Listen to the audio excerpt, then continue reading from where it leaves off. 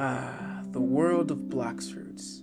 So many different things you can do. There's PvP, grinding. Wait, hold on. I just got a call. Hello? Yeah, that's about it. What?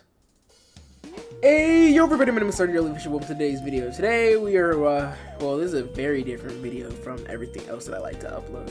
Now, if you know who I am, you probably know me for a few things. My FNF videos, my horror videos, for the bare minimum of those that I do have. Or my streams where I like to play Blox Fruits and, dunk on kids. But today I thought I'd try something a little different. And for, Tort, who, I promised I'd do a video like this, or, you know, something similar to this, actually, a long time ago, but I just wasn't feeling it. I just didn't feel like it was the right time, nor, I had what I wanted in order to make the video the way I wanted to. So I've actually came across making this video that you're seeing right now. So before this video begins, I'm going to give my thoughts on Blox Fruits as a whole right now, because there are so many different things you can say about this game. Cringe! Right now we're about to talk about the not so distant past of Blox Fruits and how it compares to the present. You see, Blox Fruits itself has always had a problem with balancing. More on that, PvP itself is very pay to win. Or is it? Let's talk about it. Ever since the addition of Leopard in the remake of Portal, there's been some huge issues when it came to PvP. It's had its highs, and it's definitely had its lows.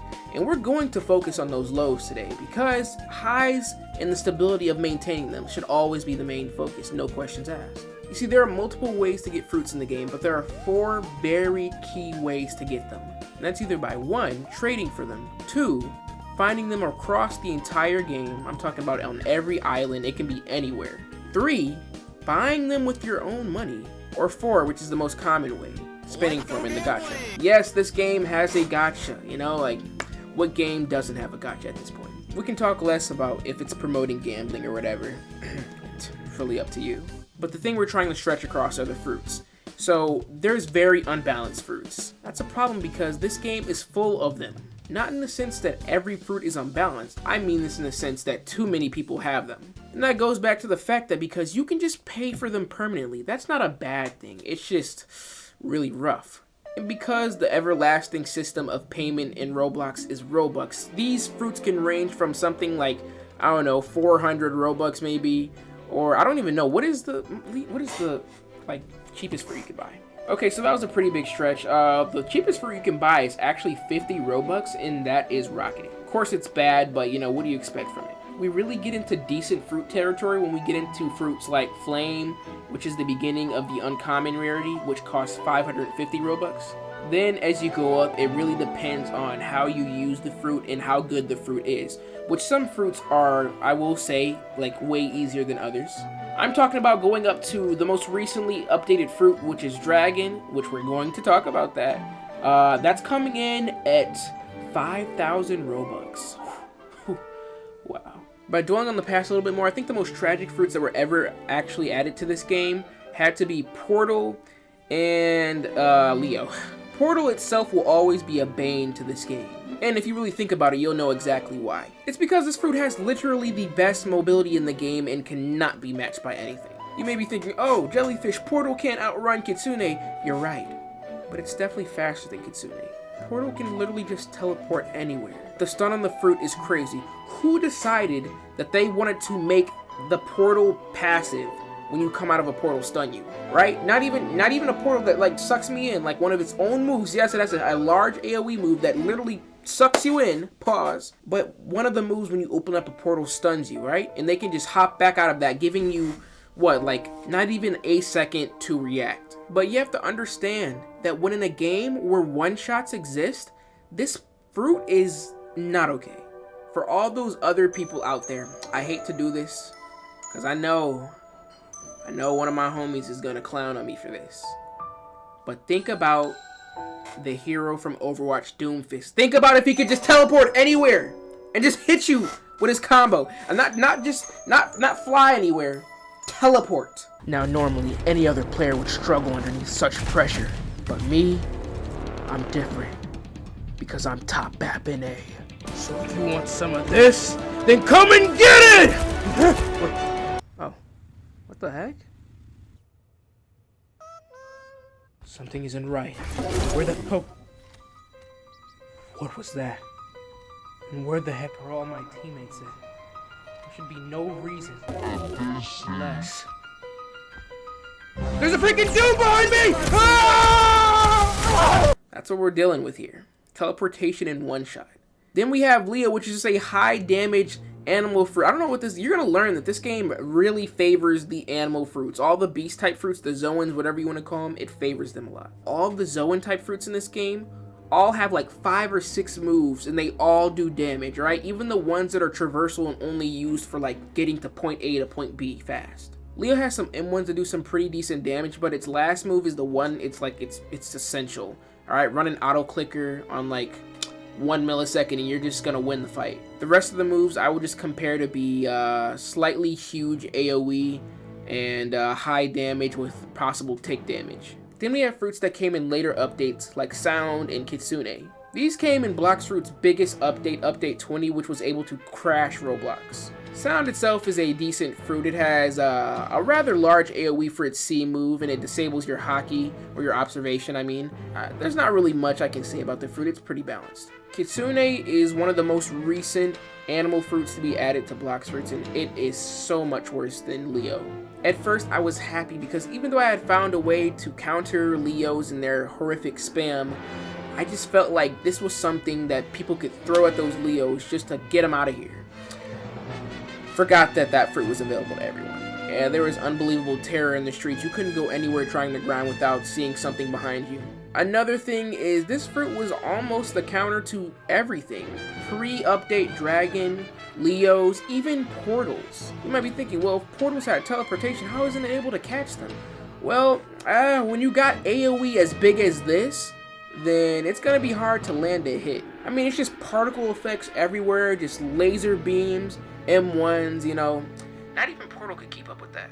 And while I do like the game for what it's brought for One Piece as well as the Roblox community, you gotta acknowledge it. You gotta acknowledge the bad so it doesn't get repeated, alright? Now in terms of the present, let's talk about the most recent issues. For one, Blox Fruits has waited 2 years for another update when they promised that Update 20 would host a lot of the things that have just been added now. Things like redoing certain parts of the map, updating a fruit, mostly visual changes as well as mechanical changes. We were promised a Dragon update 2 years ago as well as a possible control update. We learned that that didn't happen.